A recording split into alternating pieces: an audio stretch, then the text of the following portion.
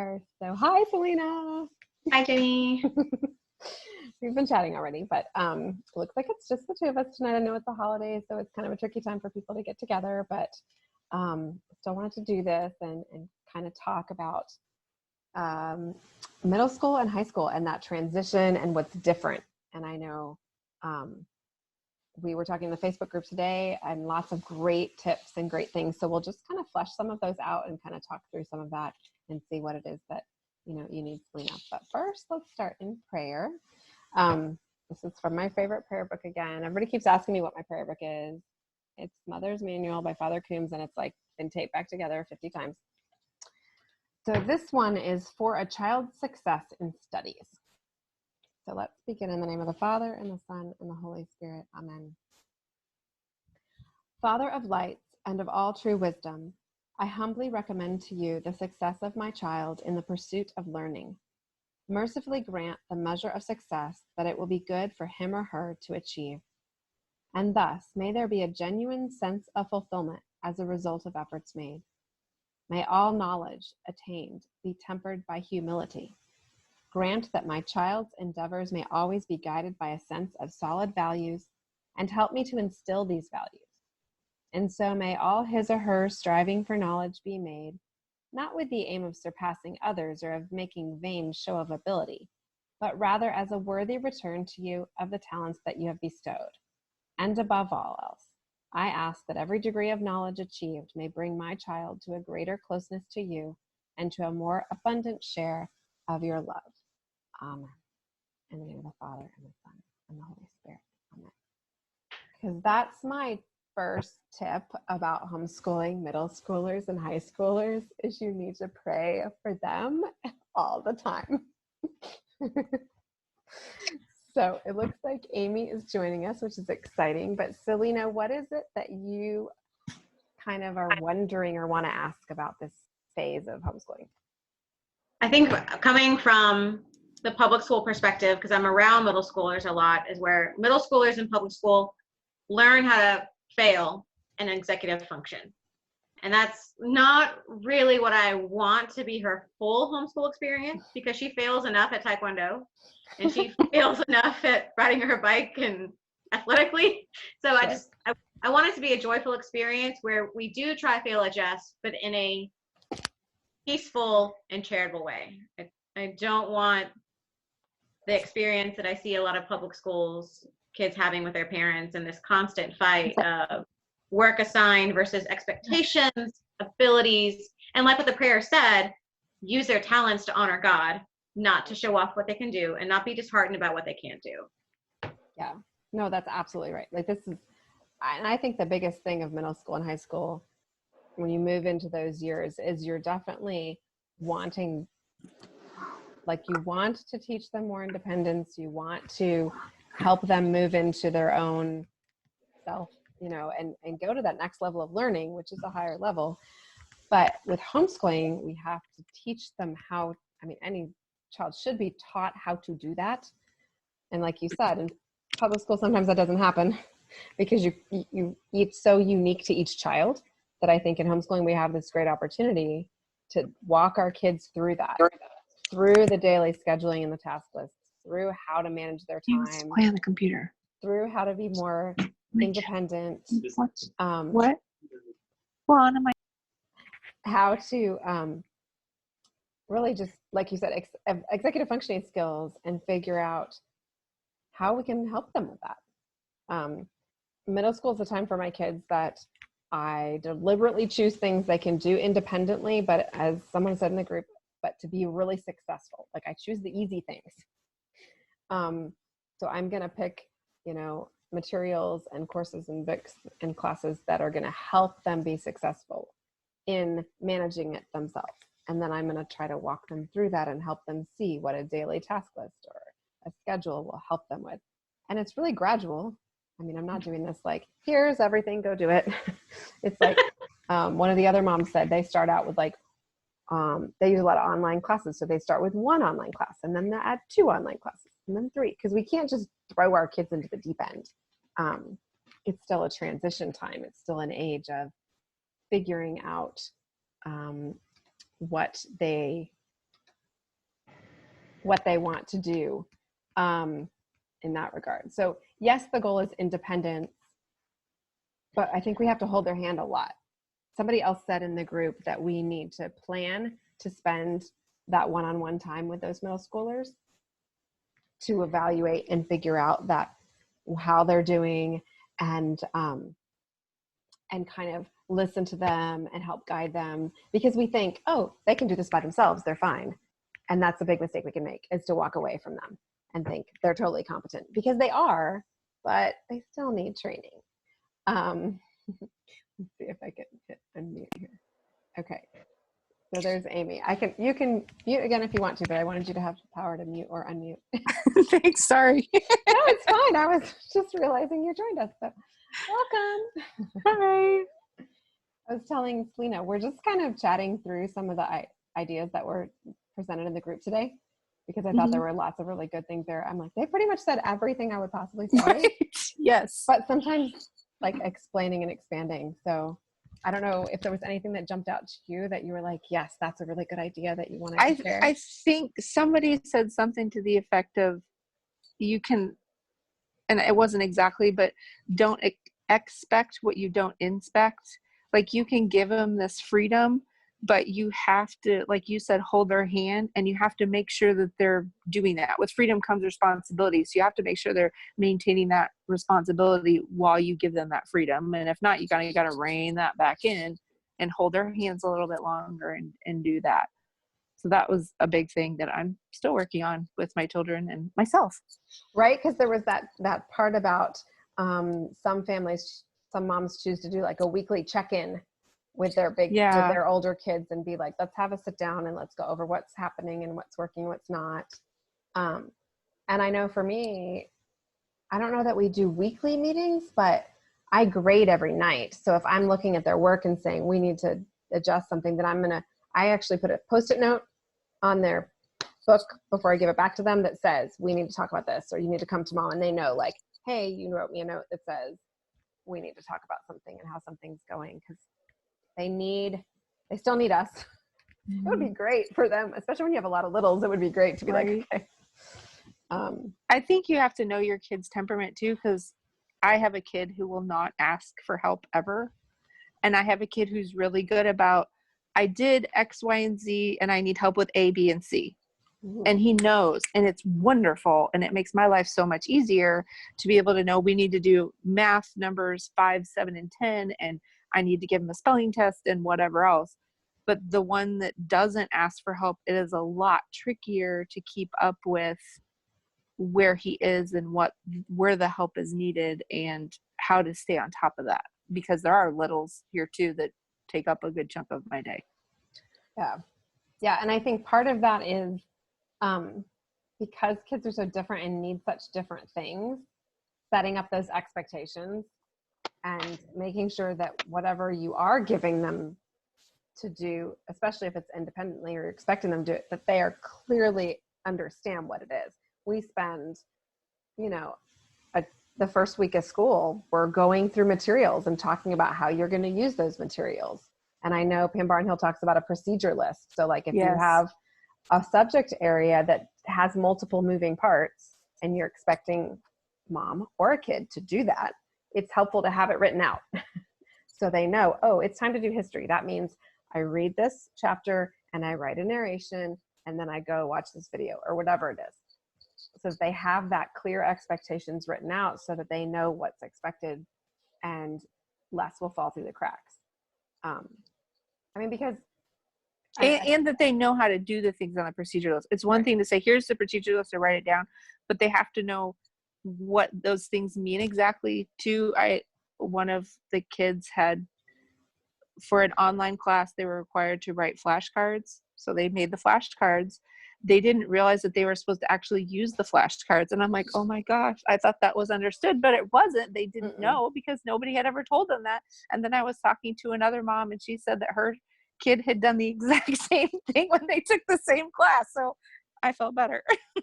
But it was just some of those things that you think are like duh moments, like they don't know because nobody's ever taught them before. Yeah.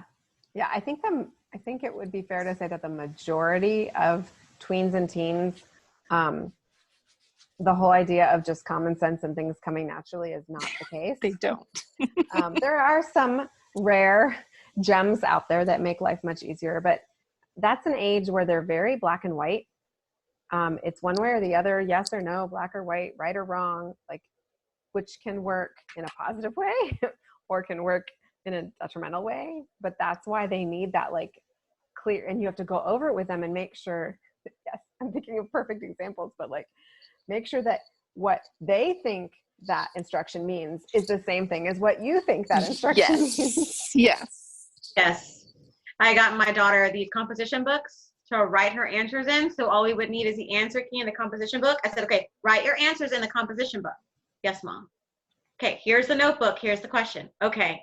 And I come back and pen all in the notebook. I'm like, I said, write it in the composition book. She's like, oh, this one? I said, yes, the one that has the teal label literature notebook answer. She's like, oh, sorry, Mom, it's early. My brain's not working.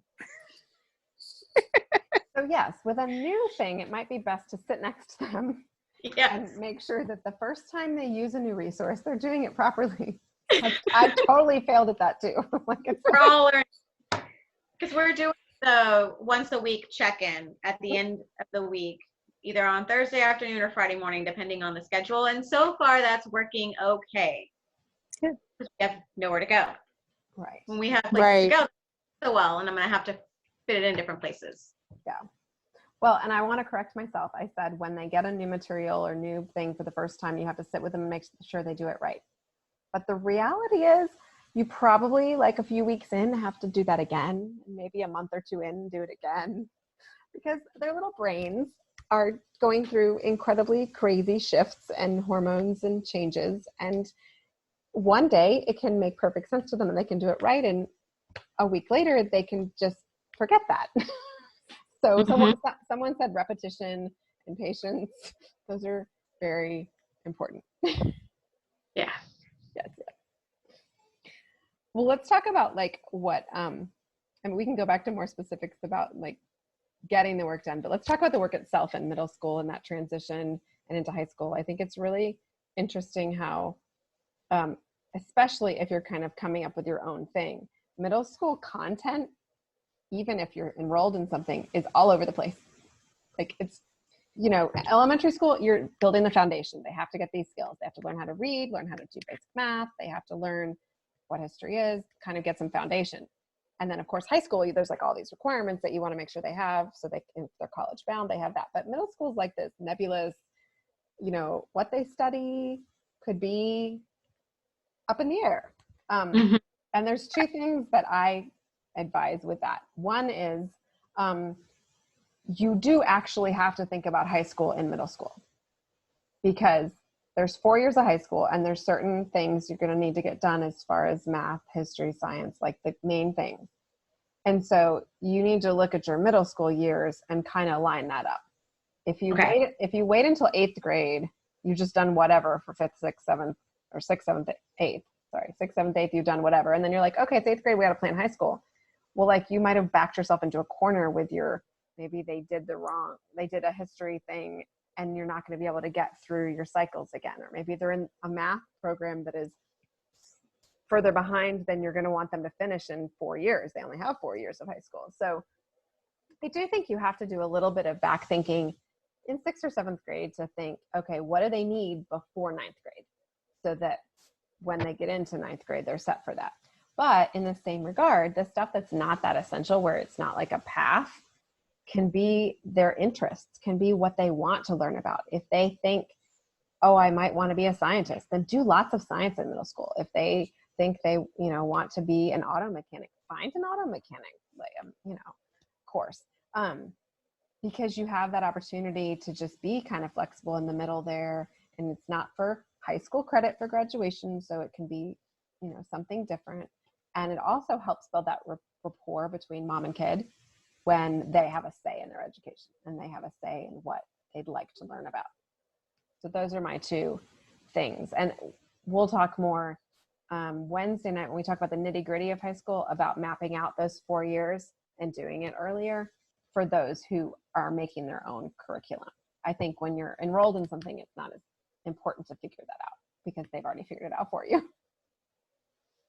But Amy, do you guys do like in middle school, like kind of unique stuff, or does the kid get to choose, or how do you handle that? I do a lot. Like our math program is pretty set, so that's just what they could. Yeah, that's set. And then our history we do together, so that's set. But when it comes to science or an extracurricular that they're interested in, again, this is my kid who likes to blow things up from prior video. That's what he wanted to do this year. So we found a science program that would let him do a lot of experiments because that's what he wanted to do. I mean, he's already had the basics. We'll get to the heavier duty stuff in high school, but this year was totally an interest-led science program, and he loved it, and he had a great time doing it. Yeah. And then the other thing is with literature, I'll let them pick a couple of the books that they want to do. There's some I definitely want them to accomplish in each grade level, but I'll give them an option. It's the same program and say, okay, you're going to do these two. Which of these other three would you like to do? And I'm okay with any of those three. So I'm still directing that choice, but they have some say in it. And I think that helps them take ownership and be more willing to do the work of the one they picked and the ones that I picked. Right. That makes a lot of sense. That's fun here. Yeah. Was signing more literature, significant more literature in 6th and 7th and 8th versus a 5th grader? Us? I don't think so. I mean, we use Memoria Press lit guides, and we get through about 3 a year. That's what we can do. And then I have a book list I give to each kid to direct free reading time, because I'm lucky all my kids really do love to read, and I'll find them sitting around in random corners of the house with a book any time of day. So that, again, and I'll try to match that book list up with what we're doing in history or science. So here's a lot of options that any of which I'm happy for you to read. Please pick one of these. Or when we go to the library, we can get that list so we're not coming home with twaddle or, stuff that I don't necessarily want them to read or spend time on. Right. Well, and I think what giving them those choices and then back to like the weekly meeting or just the checking in with them and holding their hand does is build that relationship, because that mom-child / teacher-child relationship in middle school is crucial to be positive, if at all possible. I mean, you're going to have kids who are going to just push back no matter what. But even then, finding things that you can talk about together, that being interested in their interests, letting them tell you about the dumb video game, like having those moments with those kids really makes the homeschooling easier, because you have a rapport and you have a relationship with them. And they're more, willing to kind of do what you tell them to do when they think you're on their side, because it shouldn't be, I've had moments or seasons probably where it feels adversarial, where it's like, me against the kid, but it shouldn't be that way. It should be us on the same team. We have to do an education. You have to have school, but we're doing this together and we're trying to get this done. And there's lots of ways, to do that. But I think that those are key. It's something to figure out, like, what is it that my tween and I can do, even if it's just a small chat. Can they help me make breakfast? I take the one kid to the store instead of all the kids if dad's home or something, to have that time where you're giving them like an extra, hey, I care about you. I know it's crazy, because boy, they're in that, hormones are changing, and one moment to the next, they're a totally different person. Like one day to the next, they can be like on top of the world, and then they can be like down in the dumps, and that's not their fault. Like there's somebody said, Emily said there has to be mercy, extra mercy when there's hormones. And I'll just, as a side note, not talking about tween and teenagers, but talking about mom, remember to give yourself extra mercy. That's what I was just saying. Like, I want extra mercy for me, so I guess we should extend that to them as well. Right. Because we know what that's like. And this is not just girls. This is boys also. Oh, yeah. So any mom who's feeling naive about this, it is totally boys as much as it is girls. They will act like they are 18 one day and then 2 years old the next moment. And that's just part of this constant changing and raging hormones and the difficulty and being, when I say being on their team, I definitely don't mean being their pal. Like we still are the parent, and we still have to be clear on our expectations and enforce whatever expectations we put out there. But like I said before, you want to avoid the adversarial thing, to be sure, because they're going to push back.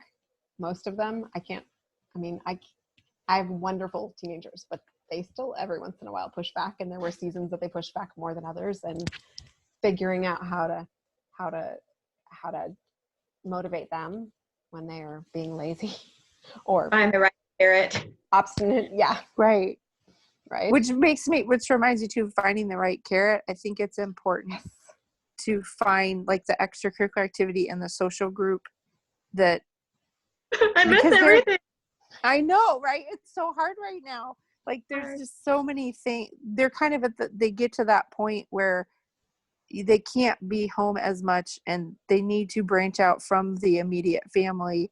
And so you have to allow for that freedom and allow for those opportunities to find the friends and find those activities that they enjoy, and again, make them feel like you're on their team because you're helping provide these opportunities for them. Yes. I totally agree with you that this is the season, hey Sarah, where those friend relationships and those extracurricular activities, the things that they're interested in, like we make sacrifices, big sacrifices as a whole family for my kids to do those things. We're driving wherever because they need that in middle school more than ever. They need the friends, they need the physical outlet, their mental outlet, whatever the activity is they're involved in, because they are trying to figure out who they are in this world apart from their family. That's when this begins. And so they need to be able to explore that in safe, mom-chosen ways, which is awesome about homeschooling, is we know we can say, yes, you can hang out with those people. No, you can't hang out with those people. But I think that's crucial as well. No, that's a really good point, Amy. Hey, Sarah, how are you tonight? Do you need to? Hi, I'm good. I am totally new. I have been a Catholic school mom since pre-K 4, and we're going into 8th grade, and we're making the big jump. And it's been eye-opening to see what just, even in Catholic school, what we've been exposed to. So I feel like I'm a little behind the power curve, especially with what you were just talking about. All that identity is starting, and there's a lot of confusion right now because you're straight homeschool environment. So I'm just here to listen tonight. Well, good. Well, I'm glad you joined us. We're just kind of talking through some of the things that were said in the group today. I don't know if you saw those threads. There were some excellent suggestions about middle schoolers, high schools, that transition and tips. And we're just kind of talking through some of those and expanding them to our experiences. But yeah, I think one of the things we said before you popped on, was that our teens need to feel like we're on their side, even though we're the mom. Like we're still, mom and dad are still the authority figure, but we have to figure out ways to be on their side and help them, be the people they're supposed to be. And I think that, because we're talking hormones and stuff too, I think another important thing that was mentioned is we can't take personally their figuring themselves out because they're gonna push back, or they're gonna say or do something, and it's really easy to be like, oh, my child, where it's not them, it's them figuring out how to be separate from us, or how to be who they're supposed to be.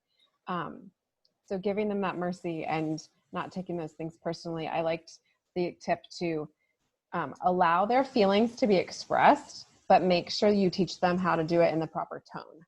Like the mom said something like, let's try that again, is what she says all the time, so that her kids know that was not the right way to say that. And we've done that too, because they gush with all of their passion, and it's very easy for them and us sometimes to gush and kind of get explosive, but that we work on that moderation. We work on that, like, yes, we want to hear from you. We want to know how you're feeling and what the good things and the bad things, but we got to have a conversation about it, not, accusations and arguments and negativity and disrespect, So I liked that. That's huge. We actually were just dealing with almost all of that this evening. My husband is big on saying same team. Like, we're all on the same team here, and he kind of was the buffer right now because we have a daughter, so an 8th grade daughter, and so a lot of that mother-daughter kind of tension right now, and so those are all good tips, because I do start to take it personally, and then you start to go down the road of, oh no, I'm a bad mom, when really all of this is there's a realm of normal, and there's a realm of development, and so yeah, so I appreciate those tips. Yeah, and we are recording this, so I hope you'll go back and listen to the first half. I don't want to repeat too much, but we talked a little bit about how to build that relationship and ways we can approach them to be on their side and spend time, mostly in the homeschooling context, but we can do that outside of homeschooling too. We can go for coffee, or we can, take them to the store, I think I mentioned, and things to give them that, because I think visiting back, but I think another key thing is that we are, we're firm with our expectations and rules. We mentioned having good expectation and rules earlier, but we do have to be firm too. We do have to not waffle. I was talking with a mom about inconsistency. I'm really bad. My husband's fantastic about reminding me, you said that if they did X, then Y would happen, and you're not following through. Because I guess I'm a mom. I get easily distracted. I love my kids. I don't want to punish them. But to have those rules and stuff, know what the expectation is, it helps me to think it through, okay, if they do that, this is what's going to happen. And going ahead and doing that. And Selena, at the very beginning, you mentioned about kids failing as far as you were talking about executive functioning and just kind of coping with all the scheduling and independence and things that happen in middle school. But I think one of the things that I found is we actually, as homeschoolers, or at least as longtime homeschoolers, maybe new to homeschooling will be different, but we don't give our kids enough opportunities to fail in general, because we're there all the time to pick up the pieces or remind them or guide them, and we don't let them fail. So I had, it was honestly a prayer of mine going into high school that my kids would find challenges that were appropriate and reasonable, but that would make them kind of figure out how to deal with failure, figure out how to deal with someone not liking them, or with, missing a deadline, or because if I'm always there and I'm always anticipating their needs, there weren't as many opportunities to fail, which is important. We learn. And what's that other? And so one of the ways that we do that I think was a good expectation or a suggestion in the group is getting them into having other teachers besides mom, whether that's a video lesson recorded or a live online class or a co-op that they're going to, or even an extracurricular activity where they have to report to a coach or a leader. Especially my boys need a man besides mom, even if it's dad, but to be a teacher role in their life, I think. Because they need to see that, and we can choose carefully, as we should, because of, we're homeschooling and we want to make sure. But I think that adding online classes to give them the accountability of there's a deadline and there's a teacher who's going to grade your work, if you can, do that, or even in a co-op or extracurricular, same kind of thing. They're accountable to someone besides mom, who is probably more willing to bend the rules than other people are. There's one thing that colleges say about homeschoolers is that they're not great with deadlines because mom extends the deadlines, but at college they don't. So it's something to think of. How can you help your kid, like we said, hold their hand through figuring out how to fail, how to learn, how to manage their time, schedules and calendars. Middle school's the time where you're okay, we're going to start keeping a planner, or here's your school checklist, and this is how you do this, and this is how you figure out what to do first, and maybe give them like a rough schedule or a rough idea, but let them tweak it, give them some choice, some freedom. One mom suggested make sure they tackle their least favorite subjects first, or they will put those off until the end of time if they have free reign, and they will. Make sure you're checking their work, that it's actually done and not just they said it was done, or even they just put it to the side and didn't think you would check it. Because that's tricky when you get too far behind in that regard. So, but then in the same regard, one of the moms was saying, like, because of the craziness of these years, like, have mercy and modify their work when you can. You know, if they've got something going on in life and it's significant, or, you know, they're just having one of those days, then help them see how to adapt. Maybe it means put it off till tomorrow. Maybe it means modify the work. Maybe whatever it can be. Again, we're on their side, we're on their team. And so there are appropriate times to modify things. And I liked that tip as well. I have a question. Mm-hmm. Did you guys, you may have already talked about this, I hope not, on the choose carefully with the fact that they need these outside experiences to start developing. So that's where, so we just pulled back, right? So we're pulling back from activities in Catholic school, and I'm starting to really reevaluate friendships and outside influences. And then I can see her coming to life in so many ways where she wants the positive. You know, we started talking about what positive activities would be, and she realized none of my friends would even, I want to do that, but none of my current friends would want to do that. And so I'm seeing those opportunities where she can develop in a really healthy, life-giving, just extracurricular activities. But we're going into summer. So, and COVID. Right. So how, like, for instance, wanting to sign her up at tennis at the local tennis club, or how as homeschool moms with this age group, because I'm suddenly afraid. I'm like afraid if I sign her up for this, who's she going to meet there? And the outside cultural influences are so strong at this age, and they're just so counter to our faith. Mm-hmm. That I'm just wondering how other moms have handled this for this age group. Well, I will say from my experience and letting my daughter sign up for an activity that was going to expose her to all kinds of things that I wouldn't otherwise have wanted her to be exposed to, is that it's two things probably. One is that I had confidence that we had laid a foundation of faith and a foundation of education where she knows right from wrong and she can identify it. And even if she might not be able to get the nuances of some social situations, she at least has the intuition when she thinks about it, which leads me to the second point, is that we would talk about my concerns and my worries and my, you know, you're going to do this, and I want you to know that you're going to encounter people who believe totally different than we do, or don't believe in God at all, or are living immoral lifestyles, and they're going to talk about this and show you this on their phone. And I was very upfront and said, these are my concerns as a mom, because I want you to be an honorable woman. And we would have that conversation. And then being open with her in that way, she would come to me when stuff was concerning and say, hey mom, you know, what can I do when so-and-so uses the Lord's name in vain all the time?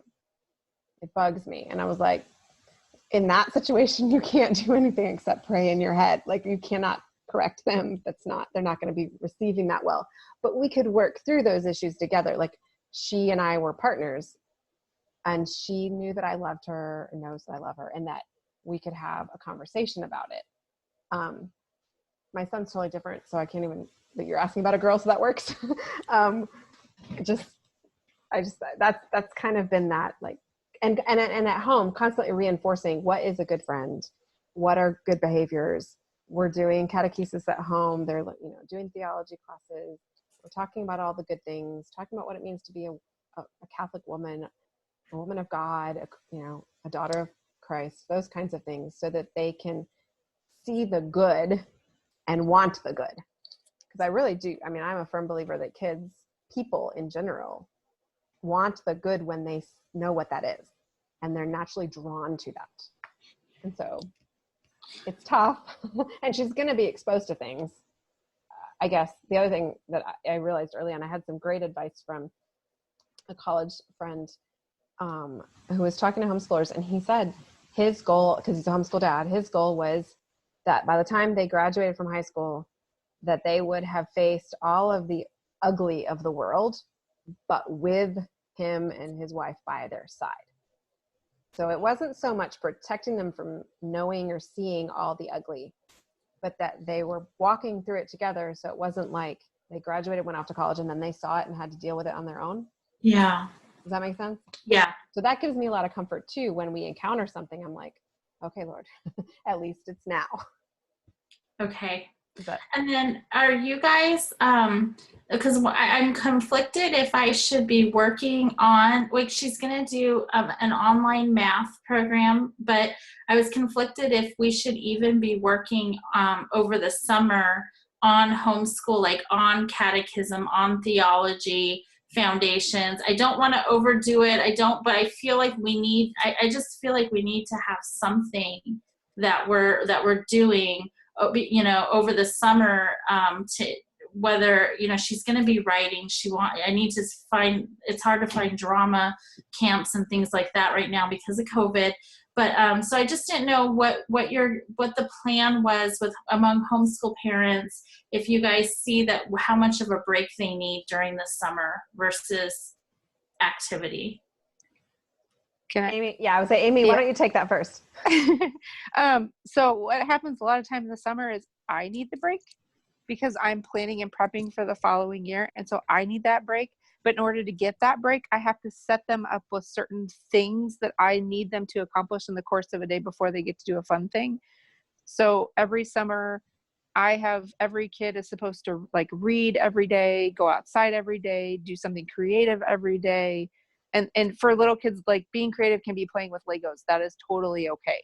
But that's still creative for them. For my daughter, it's drawing or painting because she loves artsy stuff. And that's fine. I don't care. And most of the stuff, it's stuff they can do on their own. What might be helpful is to start morning time or circle time. And it's just, you would do just a quick little prayer, a saint of the day, maybe do a little theology, just to make that touch point in your day. But also because you are coming from a school environment, you're going to do what a lot of people call deschooling, which means you need to totally take a break from that environment and kind of get ready for the new life and the new routine that you are setting up. So a morning time might be a good thing, but don't do very long, like 30 minutes tops. Okay. And then let her come up with some ideas of stuff she would like to do this summer. I have a kid who said, I want to learn Spanish. And I have another kid who said, I want to do, what did he want to do?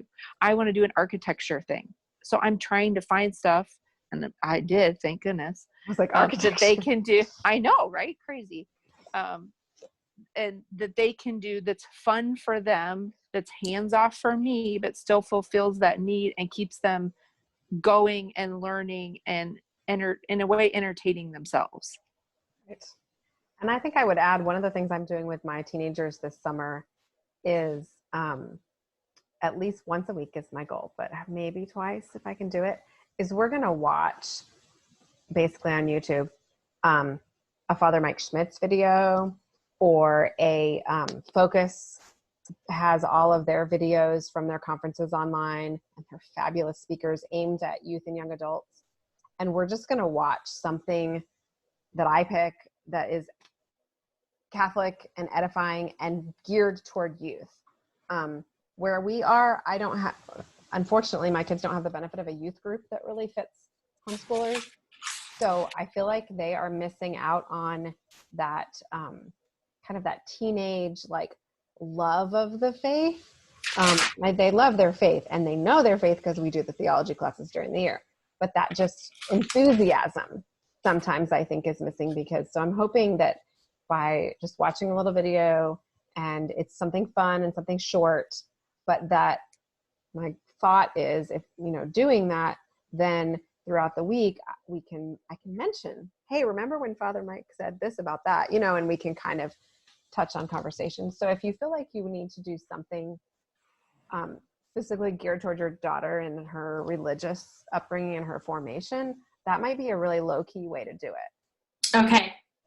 If your parish has formed, Yes. they have some stuff on there, Yes. and it's usually free, so you could find something on there to do together too. Yes. Yes, I just discovered that, I think 2 days ago. Awesome. And it's awesome. Fabulous. So it'll be good. Resource. Yeah. But I do want to plug her in with the focus groups because we actually stumbled upon their convention on New Year's Eve down in Phoenix, and I wish she could have partaken in that, just because it's a certain vibe to see all those young adults and youth just totally on fire for the faith. So all of those talks are on YouTube. Okay. So because that's from the New Year's conference. That's like on my list. Okay. All right. Yeah, no, because they need it's that positive peer pressure.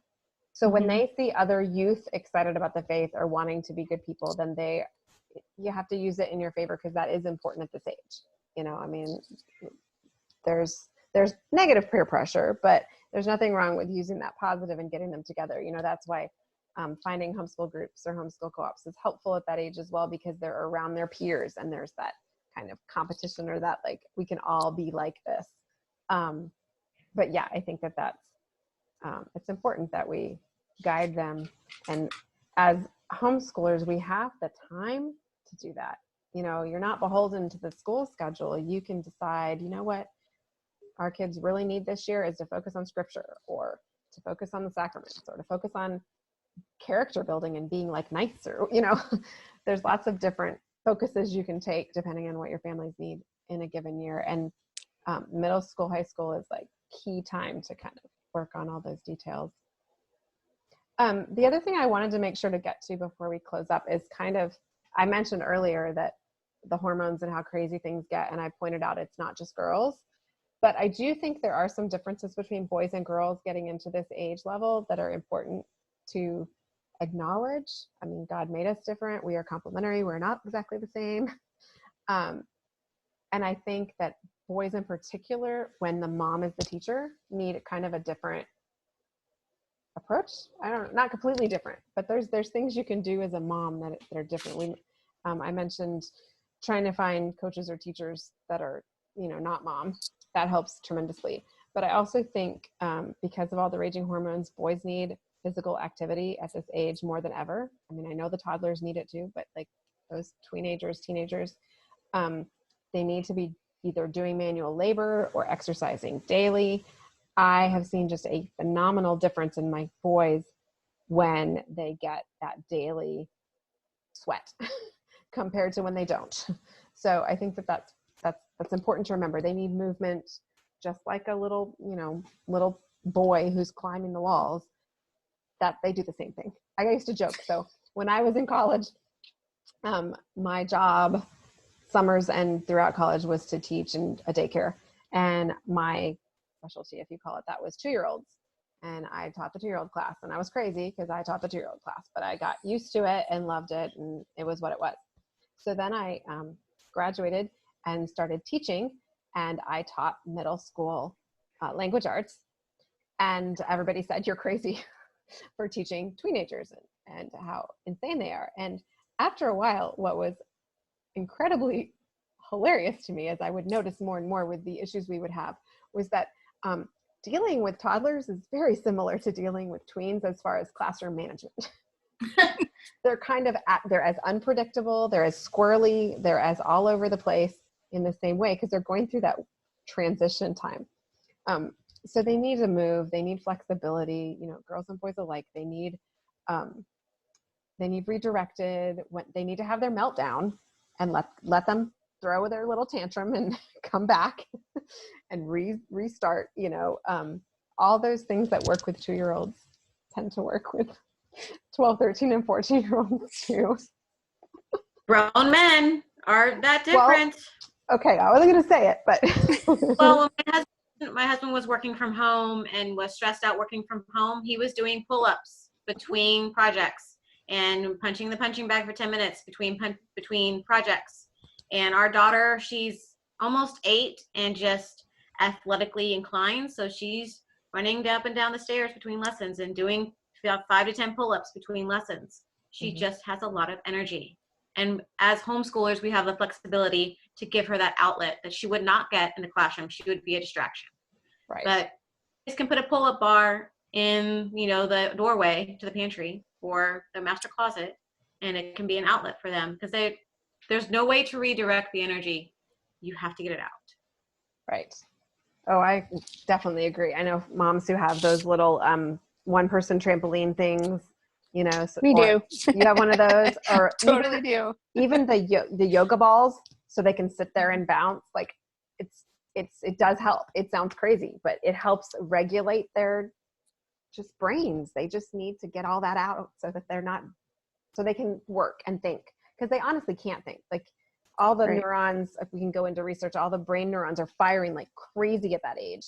And so to settle it down, it's like, you got to get it out. So I think those are things to keep in mind. The girls tend to be more emotional as far as like the crying and the meltdowns in general. But the boys just tend to be frustrated more. Like 2-year-olds. and it helps. Throw some food at them and go make them run outside.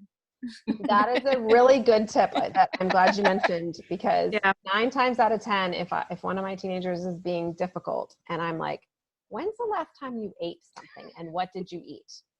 That they have not had protein or they have not had something nutritious in too long and they need to eat again. So, and they eat a lot. They do. Sorry, you need so much food. And when they're home, Sarah, they're usually not home all day. Guess what? I mean, you're learning now, right? They're probably eating more than they've ever eaten before. Yeah, it's kind of, this COVID thing has given us a strange transition, like an unexpected transition into it. So, but I know that what we did was not, that I call that distance learning, like pandemic distance learning. And I'm excited that we will actually be doing homeschooling. It's better. Yeah. It's more fun anyway, I think. I mean, it might not be easier because it does require more work from mom, I think. Sometimes. It depends on what the teacher gives you, right? From distance learning. But it is more fun and has the capability of being more fun. But yeah, the food is an issue. The sleep is an issue. I mean, it's just, most people know, but they stay up later and go and sleep in later, and that's natural. And some families will fight that and make them get up, but some families will let them be teenagers and sleep later. You have to decide what works for you. We're kind of in the middle. Like, I have a kid that could probably sleep till noon if I let him every day. That's not practical.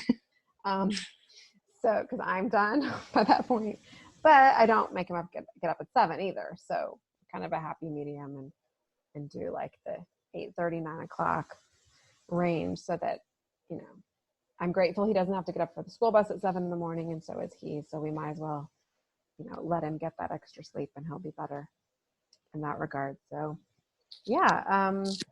What did we not mention? Well, I think one of the blessings of homeschooling and watching your kids develop their own personality and their own quirks is that they can do it with the freedom without the peer pressure of what's popular. Whatever book series is coming out, whatever show is on TV, you get to direct and motion towards what's good, what's beautiful, and what's truthful. And there are good, beautiful, truthful things out there that are modern, that are fun, that can bring life into your homeschool and bring life into your home. And that's true in the opposite direction. But as a homeschool family, you have more boundaries and more ways to direct it without the peer pressure of what's cool. Just an example, like there's a popular series that my daughter, all her Taekwondo friends are reading, and she's like, no, I don't like the language. I'm not going to read it. It doesn't bring life to my heart. And so she's been able to learn and discern that way, because she's not spending 7 to 6 hours with her peer group. She's spending 7 to 6 hours at home with her family. And so she's going to want to read stories that bring life and beauty into her heart. And if they don't bring life and beauty into her heart, she's not going to read it. And that goes the same for extracurriculars, whatever they want to do outside the home. You're going to be able to tell right away what's going to bring life and beauty into your home. And you have the freedom to do that without the pressure of a mom group and whatever the mom group's doing at the time. Mm-hmm. Yeah, no, that's really good point, because I know that, so for example, homeschoolers are sometimes considered weird because they're quirky and they're different. But I have learned that when my kids, because I have 2 teenagers now, when they exhibit kind of a weirdness or a quirkiness, and I'm all like, oh my gosh, you're so weird.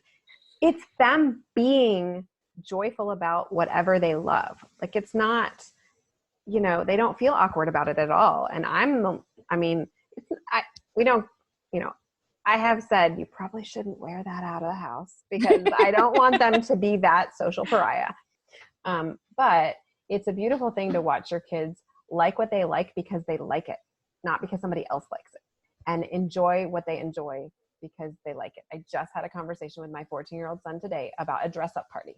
And I was like, you do realize most 14-year-old boys are not going to want to come to a costume party. He was like, yeah, but my friends would. And I was like, you're probably right. Okay.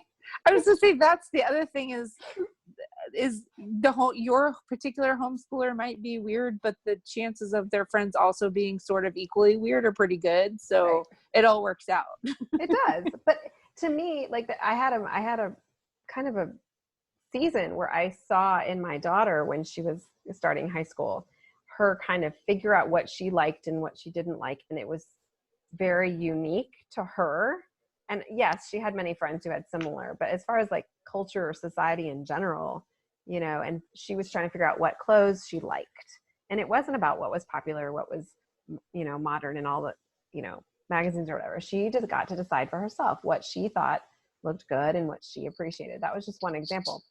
But she's not afraid to be herself. And neither's my son. Like they don't mind being, because they have activities where they're the weird homeschooler, but they don't mind that. Like, they don't think it's weird. Well, my son does, but he actually wants to be the weird homeschooler.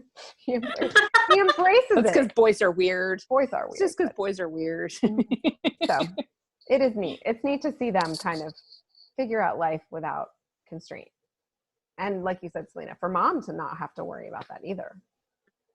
What are your best sources for finding maybe, because I feel like we struggle to find because of the pop culture, to find the books that lead to good, beautiful, and true.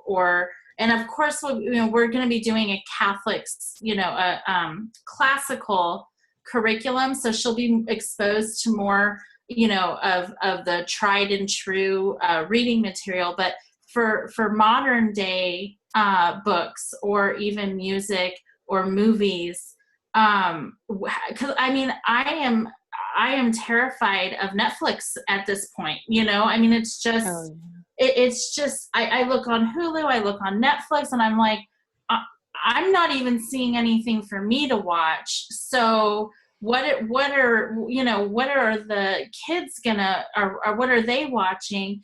And so I guess that's one of my questions is, what sources have you guys found are good?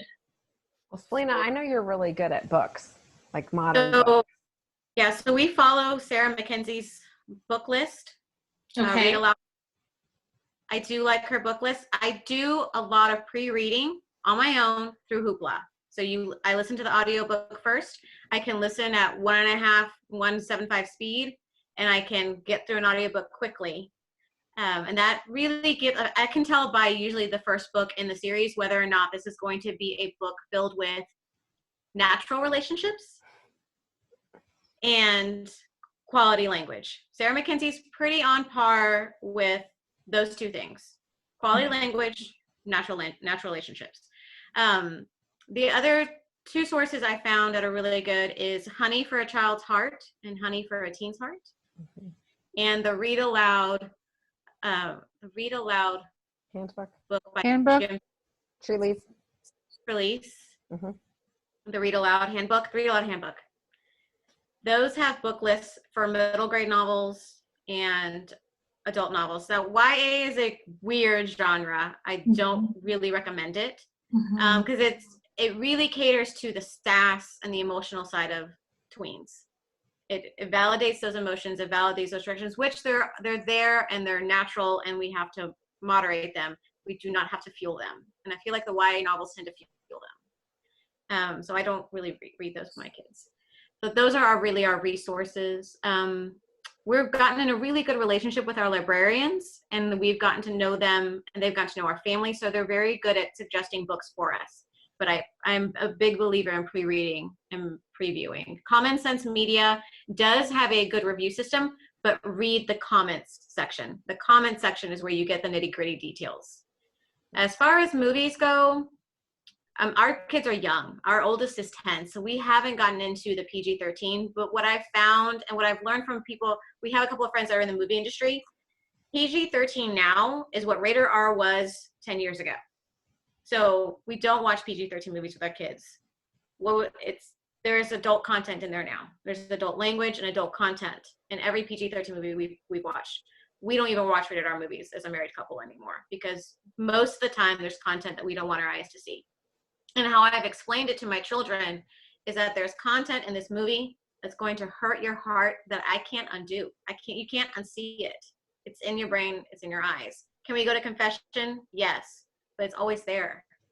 The Common Sense Media and Amazon, both their review sections, their comment sections are really good indicators of what's the content and is it going to be immoral, unnatural.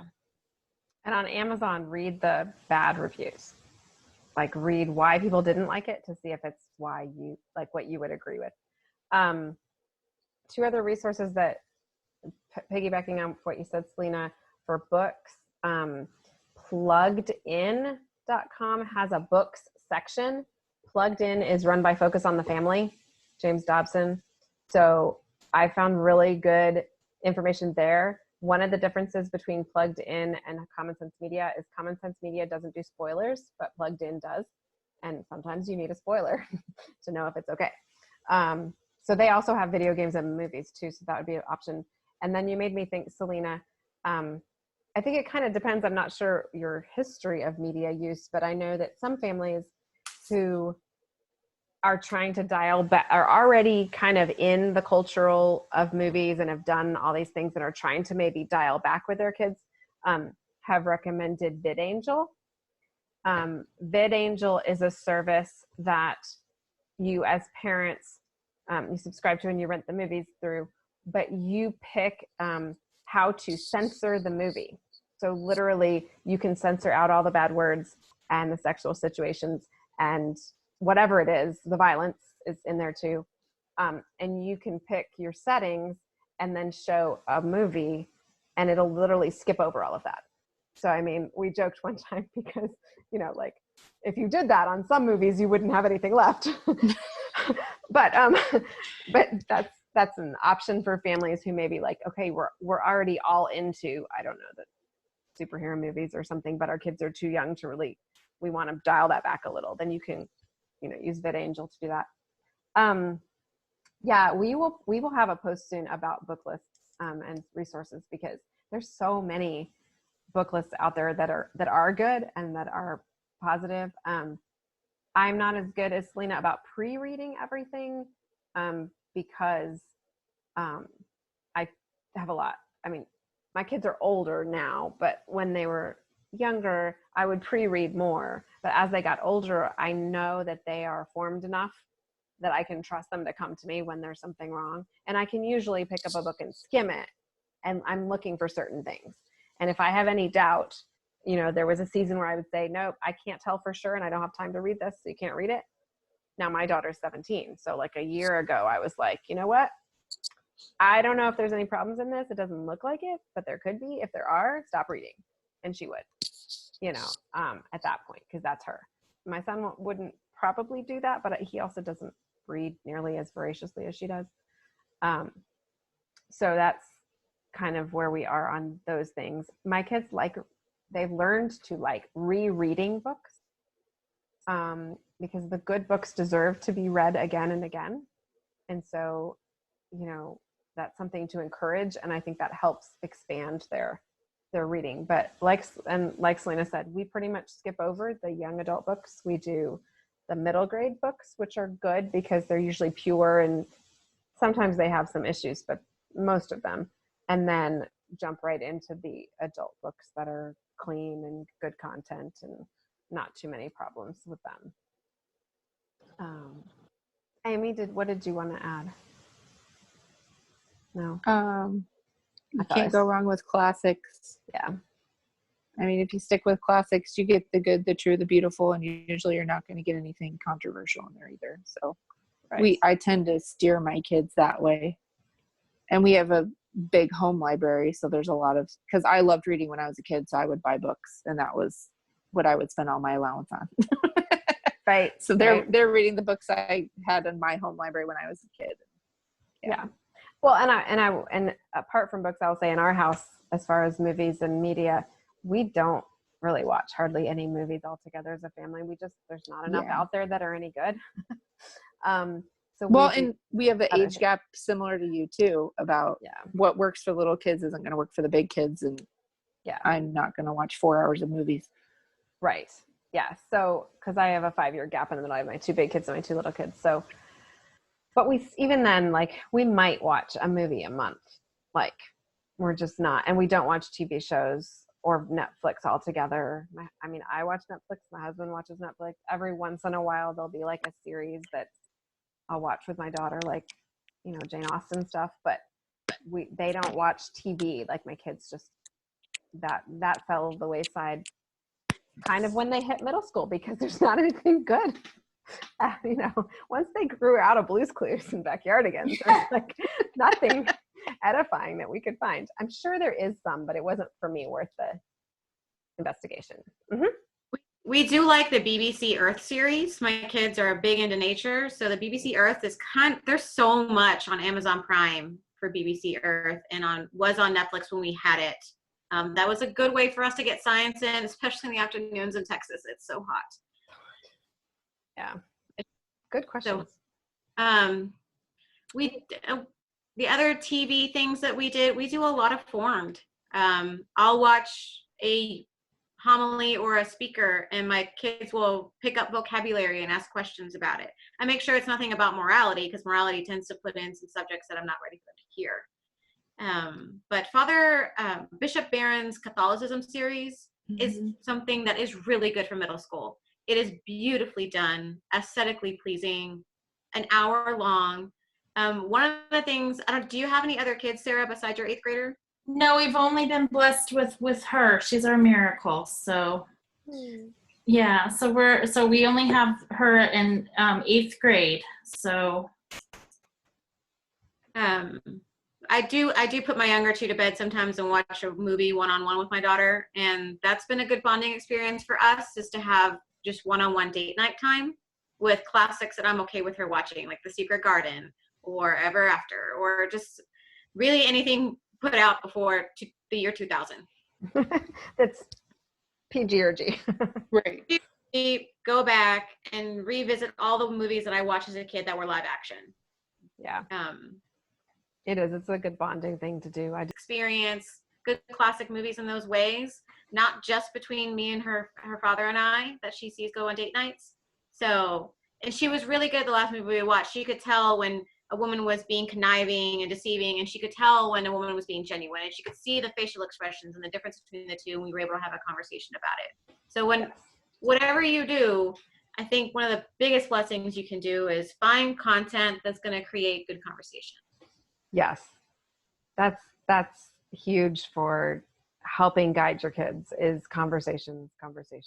Anything that's a book or a movie or a show or anything that's going to stimulate conversations. Julie Bogart calls them big, juicy conversations. She's a big proponent of that. Yeah, her book, The Brave Learner, that's a lot of tidbits and ideas of how to create conversations and beauty in your home through homeschooling. And she goes into a lot about following the passions of your teenagers. I'm just in that chapter right now. That's true. Yeah, I was skimming that. Well, awesome. Well, we are getting close to the end here. Is there anything else that anyone wanted to ask or add before we wrap up? I guess not. You covered it all, Jenny. Super, super. No, this was fun. This was a great conversation. Thanks, ladies. I really enjoyed this. The threads are still in the group, and I'm sure people will add other tips and other thoughts, so make sure you're following those threads. And then on Wednesday, our next call is going to be about high school as far as transcripts and credits and testing in college, mostly geared towards those moms who are not following a set program from a homeschooling program, but who are trying to figure it out on their own.